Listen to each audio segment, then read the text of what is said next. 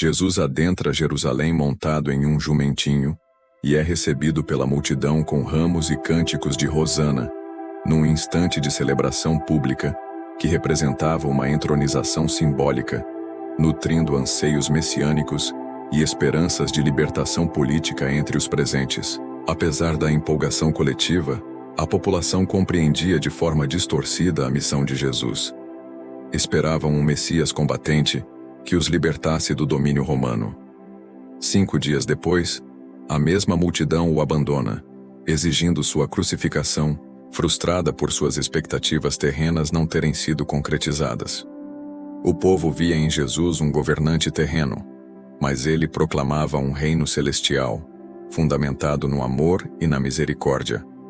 Essa divergência gerou frustração e facilitou a influência dos líderes religiosos, que manipularam a opinião popular com astúcia. Os mestres da lei se aproveitaram do desencanto do povo como uma oportunidade. Espalharam mentiras e distorceram os ensinamentos de Jesus, transformando a aclamação inicial em rejeição. A negação estava relacionada ao tipo de reinado que ele anunciava, e não à sua essência divina. A entrada de Jesus em Jerusalém cumpria a profecia de Zacarias, com cada ação refletindo sua plena consciência e controle dos eventos. Ao escolher um jumentinho, ele destacou sua missão pacífica e humilde, contrastando com a figura de um conquistador militar. Mesmo diante da ovacionada recepção, os corações continuavam ofuscados por tradições e desejos religiosos mal interpretados. A entrada triunfal foi acompanhada por realidades celestiais e carregava um significado profundo, despercebido pela maioria. O reinado anunciado por Jesus era invisível e espiritual. Isso gerava confusão até mesmo entre os discípulos, como Pedro, Tiago e João, que ainda ansiavam por uma autoridade política.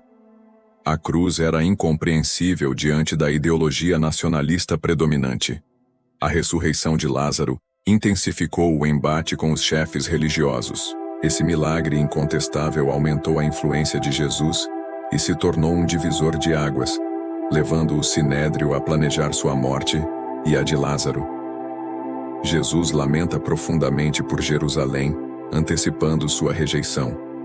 Sua missão era espiritual, não geopolítica. A entrada na cidade, embora parecesse uma conquista, sinalizava o início do sacrifício, e não uma vitória terrestre. Jesus purifica o templo e desafia a estrutura religiosa corrompida, denunciando a hipocrisia dos líderes. Esse ato intensifica ainda mais o complô contra ele, pois confrontava diretamente o sistema de poder vigente.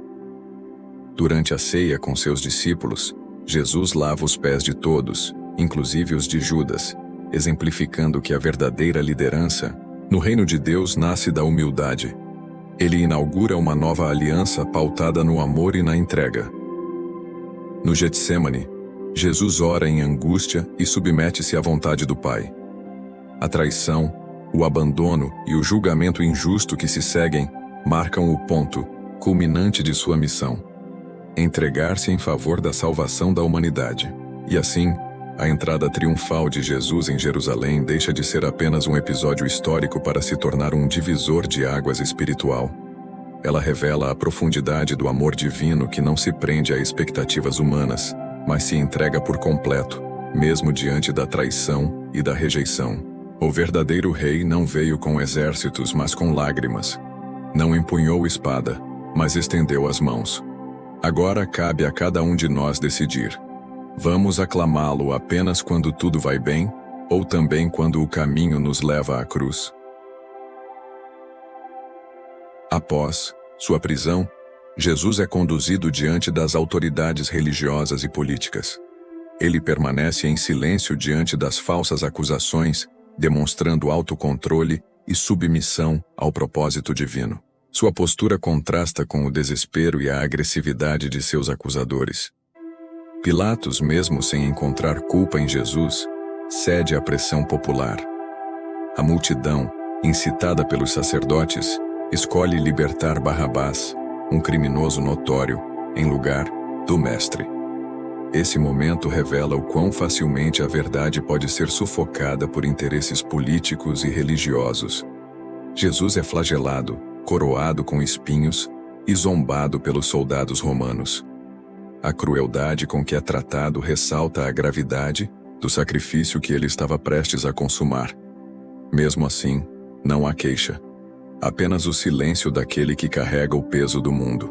Enquanto carrega sua cruz até o Gólgota, Jesus encontra mulheres que choram por ele. Mesmo em dor extrema, ele as consola, demonstrando que sua preocupação sempre foi o outro, mesmo no momento mais sombrio de sua vida terrena. Ao ser crucificado, Jesus profere palavras de perdão. Pai, perdoa-lhes, pois não sabem o que fazem. Essa frase ecoa através dos séculos como um testemunho máximo de amor incondicional e misericórdia. Ali, o rei coroado com dor conquista a vida eterna. Para todos os que creem, após sua morte, Jesus é sepultado em um túmulo novo, cedido por José de Arimateia. Seus seguidores, abatidos e dispersos, enfrentam o silêncio do sábado.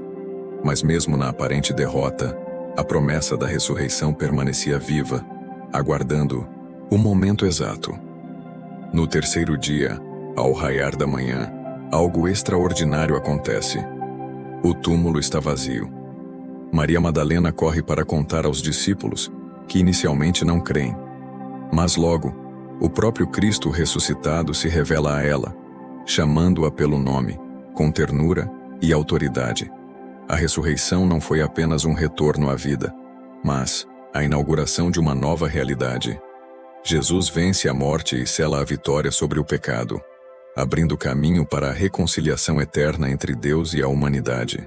Suas aparições aos discípulos restauram a fé, curam as feridas da negação e reacendem a esperança. Jesus caminha com 2 discípulos a caminho de Emaús, explicando as Escrituras e revelando o propósito por trás de tudo o que aconteceu. No partir do pão, eles o reconhecem e seus corações ardem de fervor. Esse encontro representa o renascimento da fé através da comunhão e da palavra. Por fim, Jesus aparece aos discípulos reunidos e sopra sobre eles o Espírito Santo, preparando-os para a missão que está por vir. Ele os envia ao mundo com autoridade, ensinando que o verdadeiro triunfo não está em evitar a cruz, mas em atravessá-la com fé. A ressurreição sela o destino eterno dos que creem e inaugura a era da graça. E agora, o que você fará com essa verdade viva? Que impacto a ressurreição tem na sua vida hoje? A ressurreição de Jesus não foi apenas um evento histórico, isolado. Ela se tornou o ponto de virada para toda a humanidade. A partir daquele instante, os que antes viviam sob o peso do medo, da culpa e da morte, receberam uma nova identidade. O túmulo vazio não representa apenas a vitória de Cristo, mas também a derrota do desespero, o fim da separação e o início de uma nova esperança que atravessa os séculos. Seus discípulos, antes amedrontados e dispersos, foram transformados em testemunhas corajosas, dispostas a dar a vida por essa verdade. E essa mesma transformação continua hoje, alcançando corações marcados pela dor, restaurando lares quebrados, reacendendo sonhos esquecidos e dando sentido à vida. A ressurreição não é só sobre o que aconteceu com ele, mas sobre o que pode acontecer dentro de cada um de nós. Se essa mensagem falou com você, compartilhe nos comentários o que mais te tocou neste capítulo. Deixe o seu amém, envie esse vídeo para alguém especial e ajude a palavra a alcançar mais corações. Inscreva-se para continuar essa jornada conosco. Há muito mais por vir, e sua presença aqui faz toda a diferença.